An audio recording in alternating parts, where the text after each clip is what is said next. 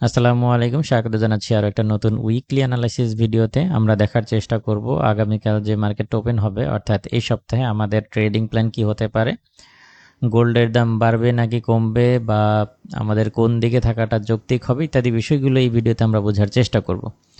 তো আমরা জানি যে ইরানের উপরে ইসরায়েল এবং আমেরিকা যৌথভাবে হামলা শুরু করেছে এবং ইরানের সর্বোচ্চ নেতা আয়াতুল্লাহ খামেনি নিহত হয়েছেন। এছাড়াও ইরান পাল্টা জবাব দিচ্ছে ব্যালিস্টিক মিসাইল ছোড়ার মাধ্যমে। তো ভূরাজনৈতিক উত্তেজনা বেড়েছে। সবকিছু মিলিয়ে আমরা আসলে দেখার চেষ্টা করব যে গোল্ড এই অবস্থায় কেমন রিয়্যাক্ট করতে পারে। তো আপনারা যে অ্যানালাইসিসটা দেখতে পাচ্ছেন, এটা আমাদের গত সপ্তাহের অ্যানালাইসিস ছিল। তো গত সপ্তাহে আমরা বেশ কিছু পয়েন্ট নোট করেছিলাম। বিশেষ করে আমাদের প্রত্যাশা ছিল যে 5088 থেকে 5118 যদি ক্রস করতে পারে, তাহলে এটা 5307 থেকে 5400 পর্যন্ত আপ হওয়ার সম্ভাবনা রয়েছে বলে আমরা আলোচনা করেছিলাম। কিন্তু গত সপ্তাহে এই যে সাইডওয়ে রেঞ্জের ভেতরেই মার্কেটটা চলেছে, কিন্তু লাস্ট ফ্রাইডে এটাকে ক্রস করে একটা ব্রেকআউট দিয়ে আমাদের প্রত্যাশিত লেভেল যেটা ছিল 5307 তার কাছাকাছি, অর্থাৎ 5278-80 আশেপাশে মার্কেটটা অফ হয়েছে। তো আমরা দেখার চেষ্টা করব যে এই সপ্তাহে আসলে গোল্ডের প্রাইসটা কি হতে পারে। শুরুতেই আমরা যদি ইকোনমিক ক্যালেন্ডারটা দেখে আসি, তাহলে আমরা দেখতে পাচ্ছি যে এই সপ্তাহে বেশ কিছু গুরুত্বপূর্ণ ডেটা রিলিজ হবে। একদম শুরুর দিক থেকে যদি আমরা শুরু করি, আগামীকালকে আমরা দেখতে পাচ্ছি যে ডলার রিলেটেড ডেটার ভেতরে আইএসএম ম্যানুফ্যাকচারিং পিএমআই এর ডেটাটা চলে আসবে। এছাড়া আর কোনো ডেটা দেখতে পাচ্ছি না। এবং 3 তারিখের দিকে যদি তাকাই, তাহলে আমরা দেখতে পাচ্ছি যে এখানে 3 তারিখে তেমন উল্লেখযোগ্য তেমন কোনো ডেটা আমরা দেখতে পাচ্ছি না। এবং 4 তারিখে আমরা বেশ কিছু ডেটা পেয়ে যাব, এডিপির ডেটাগুলো পেয়ে যাব, আইএসএম সার্ভিস পিএমআই ডেটাগুলো আমরা 4 তারিখে পেয়ে যাব। এবং 5 তারিখের দিকে যদি তাকাই, তাহলে আমরা দেখতে পাচ্ছি যে 5 তারিখে জবলেসের ডেটাগুলো আমরা পেয়ে যাচ্ছি।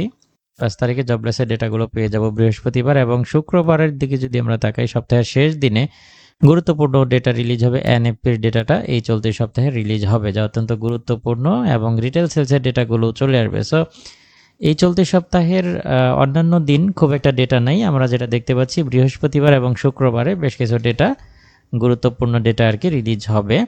তো এই ইকোনমিক ক্যালেন্ডারের থেকেও চলতি সপ্তাহে যে ইরান এবং আমেরিকার ভেতরে যে নতুন করে যুদ্ধটা শুরু হলো, এটাই আমাদের মূল ফোকাস পয়েন্ট থাকবে। আমাদের বা ইনভেস্টররা এইটার দিকেই নজর রাখবে, এবং এটাকে কেন্দ্র করেই এই চলতি সপ্তাহে মার্কেটের মুভমেন্ট হবে আর কি।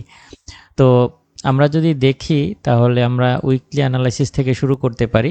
আমরা দেখতে পাচ্ছি যে গত সপ্তাহটা বেশ স্ট্রং একটি বুলিশ ক্যান্ডেলের মাধ্যমে ক্লোজ হয়েছে। হ্যাঁ, তো এখানে আমাদের গুরুত্বপূর্ণ যে লেভেলটা ছিল 5118, এটাকে সফলভাবে ব্রেকআউট দিয়ে একটি স্ট্রং বুলিশ ক্যান্ডেল কিন্তু এখানে ক্লোজ করেছে। তো এটা উইকলি ক্যান্ডেল আমরা দেখতেছি। এবার যদি আমরা ডেইলি ক্যান্ডেল দেখি, আচ্ছা, ডেইলি ক্যান্ডেলে আমরা যেটা দেখতে পাচ্ছি, ডেইলি ক্যান্ডেলে আমাদের এখানে আমরা এটাকে কিছুটা নিচে নিতে পারি। এখানে আমাদের কিছু রেজিস্ট্যান্স জোন রয়েছে। আচ্ছা, ডেইলি ক্যান্ডেলে এইভাবে আমাদের বেশ বড় একটা কিন্তু জোন আমরা দেখতে পাচ্ছি। এখান থেকে এই পর্যন্ত এই জোনটা আসবে। আচ্ছা, এই জোনটা আমরা দেখতে পাচ্ছি ডেইলি চার্টে। এই ডেইলি চার্টের অবস্থা।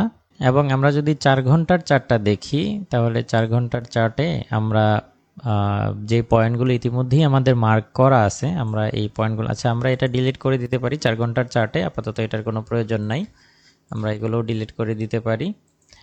তাহলে এটা 4 ঘন্টার চার্টের অবস্থা। 4 ঘন্টার চার্টেও আমরা এখানে উল্লেখযোগ্য তেমন কিছু দেখতে পাচ্ছি না। আমরা শুধুমাত্র 4 ঘন্টার চার্টে নিচের দিকে একটা সাপোর্ট জোন মার্ক করতে পারি। কেমন, এখানে যে প্রাইসটা ছিল 5213তে আমরা এখানে একটা সাপোর্ট জোন পেয়ে যাচ্ছি 4 ঘন্টার চার্টে। আমরা এটা মার্ক করে রাখতে পারি। তো এটা আমি মার্ক করে রাখলাম, এবং এরপরে আমরা সরাসরি 1 ঘন্টার চার্টে চলে আসব, এবং এখান থেকে আমরা আলোচনা করব যে আমাদের চলতি সপ্তাহে ট্রেডিং প্ল্যানটা কি হতে পারে। তো এই মোটামুটি আমাদের গোল্ড চার্টের অবস্থা। তো এখানে আমি এই প্রাইসটা নোট করে রাখি, আপনাদের বুঝতে সুবিধা হবে।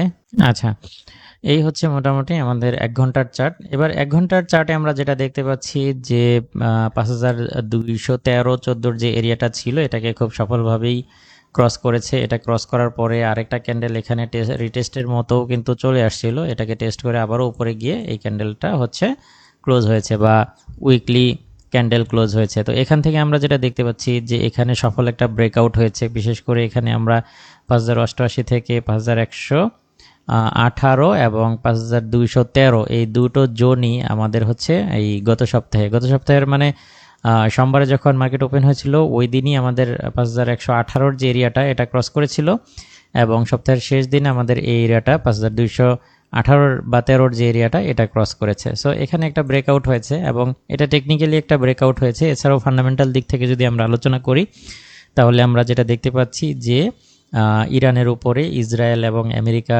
যৌথ যে হামলা শুরু করেছে সেটা, এবং ইরান হচ্ছে পাল্টা জবাব দিচ্ছে। সো ভূ রাজনৈতিক উত্তেজনা বেড়েছে। তো এই ভূ রাজনৈতিক উত্তেজনাকে কাজে লাগিয়ে গোল্ড বুলিশ ট্রেন্ড কন্টিনিউ করবে বলে আমরা প্রত্যাশা করি। ঠিক আছে, অর্থাৎ আমাকে অনেকেই মেসেজ দিয়েছিলেন যে কারো কারো ট্রেড হচ্ছে এখানে 5175 5200-তে হোল্ড করা আছে। তো আপনারা এই ট্রেডগুলো ক্লোজ করে দেওয়ার চেষ্টা করবেন, কারণ গোল্ড অনেক আপ হয়ে যাওয়ার সম্ভাবনা রয়েছে। গোল্ডকে আমরা যেটা ধারণা করতেছি যে আজকে মার্কেট গ্যাপ দিয়ে ওপেন হতে পারে। আজকে মার্কেট ওপেনই হতে পারে হচ্ছে এখানে 5340-50 এরিয়াতে, মানে এই ক্যান্ডেলটা আজকে শুরুই হতে পারে এখানে গ্যাপ দিয়ে ওপেন হতে পারে মিনিমাম 5340 থেকে 50-এর এরিয়াতে প্রাইস ওপেন হতে পারে। সো অনেকখানি বিশাল বড় একটা গ্যাপ আমরা আজকের দিনে লক্ষ্য করতে পারি মার্কেট যখন ওপেন হবে। তো এখান থেকে যদি ওপেন হয় তাহলে আমরা গোল্ডকে বেশ কিছু পয়েন্টে আমরা পেয়ে যেতে পারি। তো এখান থেকে হচ্ছে 5414 বা 5440-50-এর এরিয়াতে উঠে এসে এখানে রেজিস্ট্যান্স ক্রিয়েট করতে পারে। সাময়িক কিছু ডাউন হয়ে এটা আবারও আপের দিকেই কন্টিনিউ করবে। সেই ক্ষেত্রে চলতি সপ্তাহে গোল্ড তার অল টাইম হাইকে পুনরায় টেস্ট করতে পারে 5000 কিংবা 5600 যে এরিয়াটা রয়েছে এটাকে পুনরায় গোল্ড টেস্ট করতে পারে চলতি সপ্তাহে। শুরুতেই আমরা যেটা ধারণা করছি, আমি তো বললাম এতক্ষণ যে মার্কেট গ্যাপ দিয়ে ওপেন হতে পারে, গ্যাপ দিয়ে ওপেন হওয়ার সম্ভাবনা বেশি, বিশেষ করে 5340-50-এর এরিয়াতে প্রাইস ওপেন হতে পারে। এখান থেকে সরাসরি এশিয়া সেশনেই বা সিডনি সেশনেই আমরা দেখতে পারি 5414 থেকে 5440-50 এরিয়াতে এখানে থাকতে পারে, এবং এখান থেকে রেজিস্ট্যান্স যদি পায় সামান্য কিছু ডাউন হলেও এটা আবারও ধীরে ধীরে আপ ট্রেন্ডই কন্টিনিউ করবে। তো সেই হিসেবে আপনারা অবশ্যই বাই সাইডে থাকার চেষ্টা করবেন। গোল্ডকে মার্কেট ওপেন হওয়ার পর 5213 কিংবা 5300 যে এরিয়াতেই পান বায়ে থাকার চেষ্টা করবেন। এটা হচ্ছে আমার ব্যক্তিগত পরামর্শ। হ্যাঁ, কেউ সেলে পজিশন নেবেন না, এবং যদি সেল কারো থেকেও থাকে সেই ট্রেডগুলো যত দ্রুত সম্ভব ক্লোজ করে দেওয়ার চেষ্টা করবেন।